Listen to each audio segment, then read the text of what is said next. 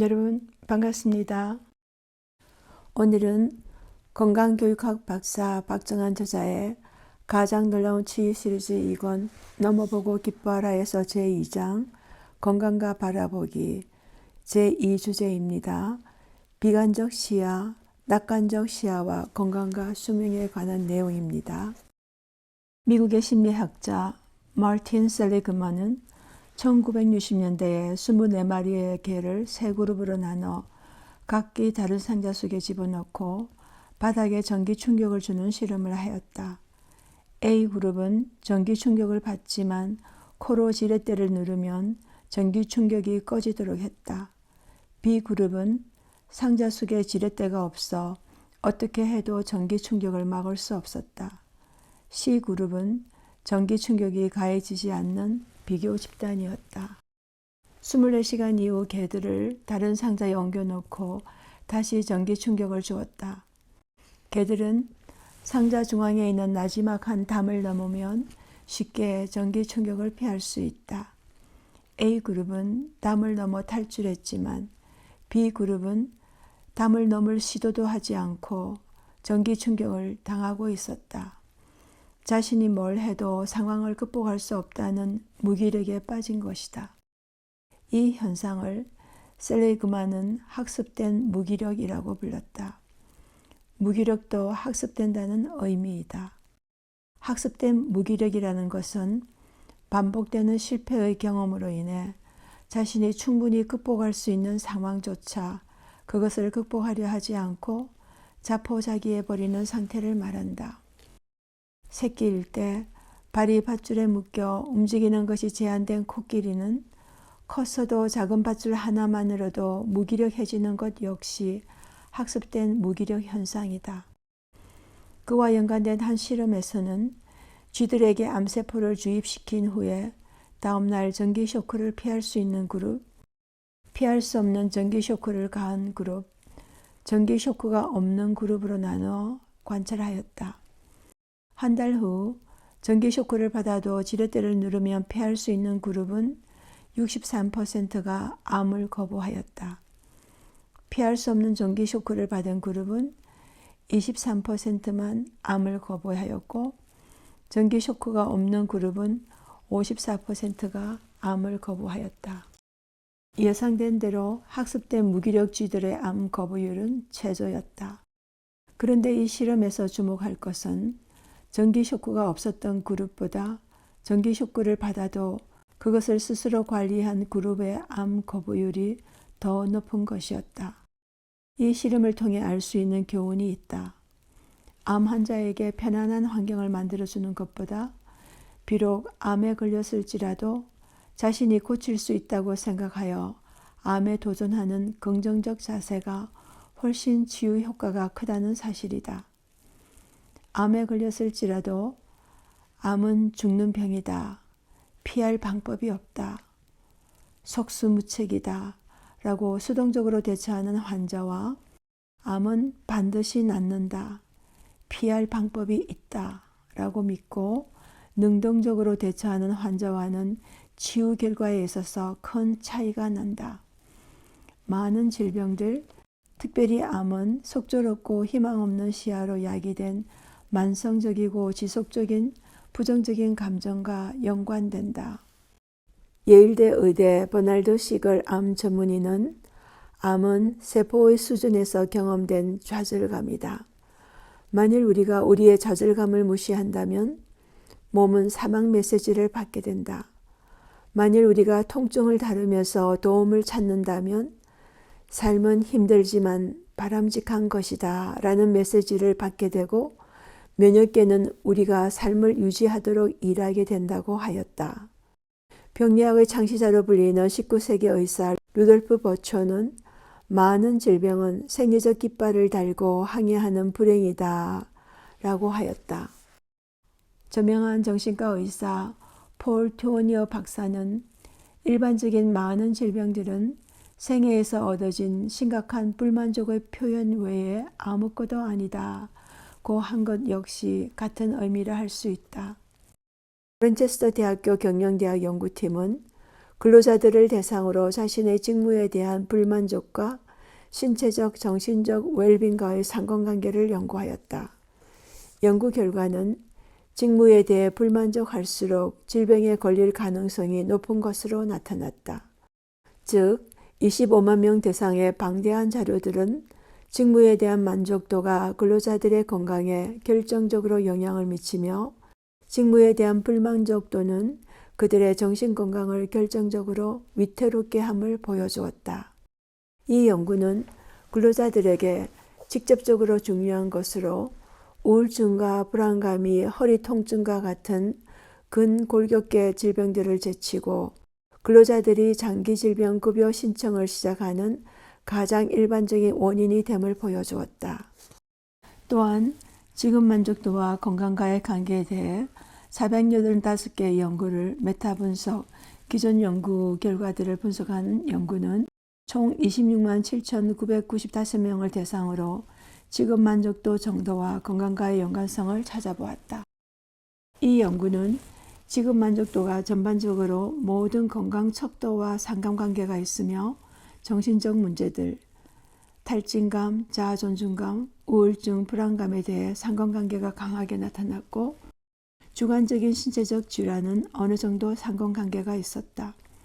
그래서 이 연구는 지금 만족도 수준이 근로자의 건강에 영향을 미치는 중요한 요인임을 시사하고 조직들은 근로자의 건강 정진을 위하여 직무에 불안감을 일으키는 대부분의 작업 관행을 근절하기 위해 스트레스 관리 정책의 개발을 포함해야 한다고 하였다. 스트레스의 결과에 미치는 요인이 무엇인가에 대해 학자들이 다각도로 연구하여 왔는데 가장 큰 영향을 미치는 것은 스트레스가 만든 상황을 어떻게 보고 반응하는가에 달려 있었다. 그리고 그것은 건강과 수명에도 큰 영향을 미치는 것을 발견하였다. 메이오 클리닉 연구팀이 829명의 환자들을 30년간 조사하여 2000년에 발표한 결과에 의하면 부정적인 시야로 보는 것이 조기 사망률을 19% 증가시키는 위험 요인으로 발견하였다. 나이와 성별 요인을 조절하고 난 후에도 비관주의자들은 낙관주의자들보다 사망률이 높았다. 사람들이 자신의 삶에서 일어난 사건들을 긍정적 시야 혹은 부정적 시야로 설명하는 방법이 그들의 사망률과 직접적인 연관성이 있었다. 다양한 연구들은 긍정적인 시야를 가지고 살아가는 것이 전반적인 건강과 장수에 좋은 영향을 미친다는 사실을 보여준다. 유럽과 미국의 연구들은 생애 초기의 긍정적 시야가 15년 내지 40년 후에 보다 좋은 건강과 사망률을 예고해 줄 수 있음을 보여준다. 이는 긍정적인 시야를 가지고 사는 것이 얼마나 중요한지 잘 보여주는 것이다. 성경은 비전이 없으면 사람은 망한다. Where there is no vision, the people perish. 잠언 29장 18절 고한다. 앞날에 대한 희망, 믿음을 가져다 주는 비전이야말로 질병 등 각종 시련들을 극복하게 할 수 있는 원동력이 된다. 한 번은 건강 강의를 마친 후에 한 목사 사모님이 본인의 경험을 이야기해 주셨다. 이분은 큰 소리로 인해 고통당한 후에 한쪽 귀가 들리지 않게 되어 어지럽고 몸의 균형이 잡히지 않고 울리기도 하여 괴로워서 죽고 싶은 심정을 가졌다. 그로 인해 가족과 함께 기도를 많이 하셨다 한다. 그러던 어느 날 내가 1990년대에 발간한 재창조 리크리에이션 건강지를 읽었는데 그 기사에서 사람이 믿는다면 그것이 우리의 몸을 변화시키는 놀라운 치유력을 가져다 준다는 내용을 읽게 되었다고 했다. 그 기사를 읽으면서 갑자기 자신의 기도, 나을 수 있겠다는 생각과 기대가 생기고 나을 수 있다는 전망에 힘이 나고 용기가 생겨 춥고 눈이 쌓인 밖으로 나가서 활발하게 걸었다고 한다. 그런데 걷고 있던 중 전화가 와서 무심코 휴대폰을 들고 아들과 통화를 하였는데 도중에 깨닫고 보니 자신이 전혀 들리지 않던 귀로 통화를 하고 있었다고 한다. 그리고 그 시간으로부터 기가 완전히 나았다고 하셨다. 자신이 믿고 바라보는 대로 몸의 세포들이 즉시로 반응하여 기적적인 치유가 일어난 것이다. 이와 같이 믿는다면 볼 수 없는 것을 보고 들을 수 없는 것을 듣고 경험할 수 없는 것을 경험할 수도 있다. 하버드 대학교 연구팀은 200개 이상 연구들을 조사 분석한 결과 긍정적인 시야, 주로 낙관적, 삶의 만족, 행복을 가지고 살아가는 것이 심혈관 질환 위험을 효과적으로 낮추는 것을 발견하였다. 연구가들은 삶에 대한 긍정적인 시야가 식생활, 체중, 운동 등 영향을 미칠 수 있는 요인들을 감안하고도 심혈관 질환 위험을 50%나 줄이는 것을 발견하였다. 또한 수술 후 건강에 대한 환자들의 태도와 관련된 16개 연구를 조사한 한 연구는 환자가 수술 후에 자신의 건강에 대한 기대가 높을수록 건강 상태가 더 좋아진 것으로 나타났다. 다양한 환자 컨디션들, 허리 통증, 심근경색, 비만증 등에 있어서 환자들이 두려워하거나 수동적인 경우에는 자신이 나아질 것이라고 기대한 환자들과 같이 신속히 회복되지 않았다. 또 1566명의 상해를 입은 근로자들을 조사한 연구에 의하면 근로자들이 전망하고 기대하는 진전시일, 상태 변화, 정상 활동으로 돌아가는 데 소요된다고 기대하는 시간은 그들이 얼마나 빨리 잘 회복하는가를 보여주는 가장 중요한 예측 변수가 되었다. 이 연구는 환자의 기대가 그들의 회복에 영향을 주는 직접적인 요인인 것을 보여주었는데 자신의 회복이 더 나아질 것이라 생각한 사람들이 그렇지 않은 사람들보다 30% 빨리 회복하고 직장으로 속히 돌아갔다. 또한 3주 안에 평상시 활동을 할 수 있을 것이다고 기대한 사람들은 모르겠다고 생각한 사람들보다 37% 빨리 회복하고 자신이 완전히 회복할 것이라고 생각한 사람들은 자신이 더 나아지지 않을 것이라 생각한 사람들보다 25% 빨리 회복한 것을 보여주었다. 한 연구는 차 사고로 목 골절상을 당한 사람 2335명을 대상으로 일자리로 복귀를 기대하는 사람들이 긍정적인 기대를 하지 않은 사람들보다 42% 빨리 회복한 것을 보여주었다. 이것은 사회적 여건, 초기 통증과 증상, 사고 후 기분, 이전 건강 상태, 차 사고 관련 요인들과 같은 편차 요소들을 조정한 이후에 나타난 결과였다. 암의 정신, 신체적인 면이라고 하는 책을 저술한 데오도르 밀러라고 하는 외과 의사는 암 환자를 전문으로 수술을 많이 진행했다. 그는 오랜 수술 경험을 가지고 말하기를 자신의 병에 대해 두려워하는 환자들은 암 초기 단계에서 치료한다 해도 대부분 상태가 나빠지고 속히 사망한다. 나는 수술 후 살아남지 못할 거라고 두려워하는 환자는 더 이상 수술하지 않는다고 하였다. 이같이 꼭같이 수술을 받고 치료를 받아도 환자의 마음가짐에 따라 완전히 결과가 달라질 수 있다.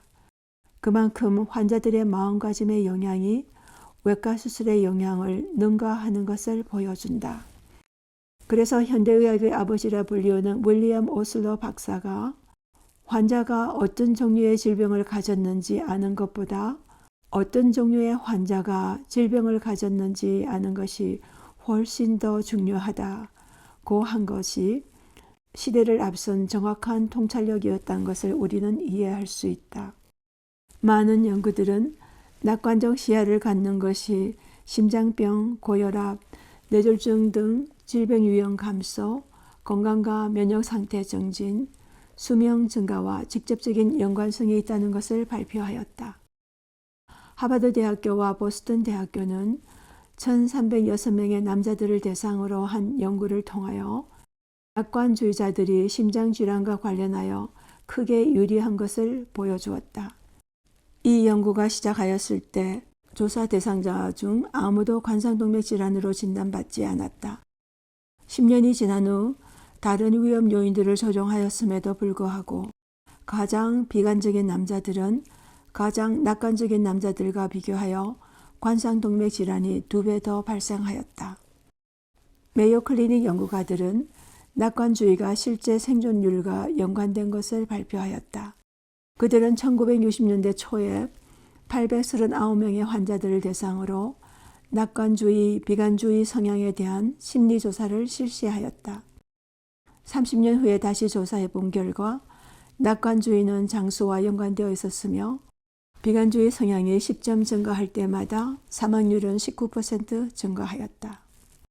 다양한 연구들이 미래에 대해 밝고 긍정적인 전망을 가지는 것이 어둡고 냉소적인 전망을 가지는 사람들보다 건강하고 장수한다는 연구 결과를 보여주었다.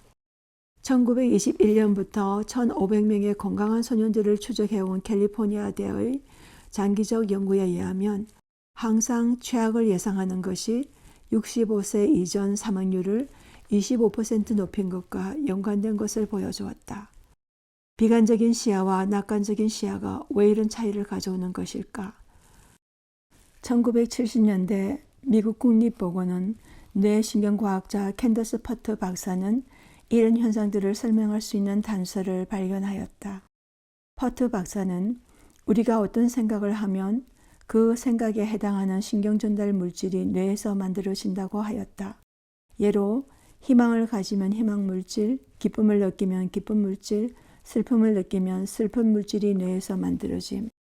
이 화학물질들은 혈액을 타고 온몸으로 전해진다. 즉 마음 상태가 인체 생화학 작용을 통해 온몸의 신경계, 내분비계, 면역계에 영향을 미치게 된다. 퍼트 박사는 분노와 기쁨과 같은 감정 호르몬 분자를 받아들이는 수용체가 뇌뿐 아니라 온몸의 세포에 있어서 감정 호르몬 분자가 세포 수용체에 붙기만 하면 그 세포의 능력이 변하는 것을 발견하였다. 그래서 퍼트 박사는 감정으로 인해 발생한 화학물질을 물질로 전환된 생각이라고 부르고 몸에 마음이 있고 마음에 몸이 있다고 하였다. 그리하여 생각과 감정 변화에 따라 세포들도 약화되거나 힘을 얻어 아프거나 낫기도 할 수 있음을 보여주었다. 온몸의 근육, 심장, 장 등 세포들의 감정 분자, 분노와 걱정, 슬픔, 행복, 기쁨 등을 받아들이는 많은 수용체가 존재하는 것이 발견되었다. 그로 인해 감정은 뇌, 심장, 장, 근육에도 직접적 영향을 미치게 된다. 만일 감정 분자가 수용체에 붙기만 하면 그 세포의 실행 능력이 변한다. 마음이 우울하고 절망을 느끼면 몸의 세포들 역시 우울과 절망감을 느껴 면역력이 떨어져 병약해지고 기쁘고 즐거운 마음은 몸의 세포들을 기뻐하고 힘있게 만들고 면역을 강화시켜 건강한 몸을 만든다. 사람이 앞날에 대해 이제 다 끝났다고 절망하는 순간 온몸의 세포들 역시 포기하기 시작한다. 그 반면에 희망을 가지고 반드시 살아야 하겠다고 결심하고 나아갈 때 온몸의 세포들 역시 이전에 없던 힘을 내기 시작한다. 이러한 발견들은 우리에게 중요한 암시를 주는데 그것은 우리가 우리의 마음 즉 생각과 감정을 조절함으로써 우리의 건강을 획기적으로 변화시킬 수 있다는 것이다. 그리고 생각과 감정 변화는 시야를 변화시킴으로써 가져올 수 있는 것이다. 마음은 인체의 모든 조직과 장기와 연결되어 있기 때문에 마음을 잘 이용하면 인체의 어떤 조직이나 장기에 생긴 질환도 치료 가능할 수 있다. 뇌에서 좋은 화학물질들이 지속적으로 나올 수 있도록 이끄는 중요한 한 방법은 긍정적인 생각과 믿음과 낙관적인 시야를 가지고 살아가는 것이다. 좋은 글을 읽고 명상하고 기도하고 좋게 해석하는 등 실천을 통하여 장기적인 뇌학 물질들의 긍정적인 변화를 촉진시킬 수 있다. 오늘도 우리의 몸은 몸의 언어가 되는 마음의 소리를 듣고 있으니 낙관적인 시야로 모든 상황을 긍정적으로 잘 대처해 가시기 바랍니다. 다음 영상에서는 건강과 즐거운 바라보기에 대해 나누겠습니다.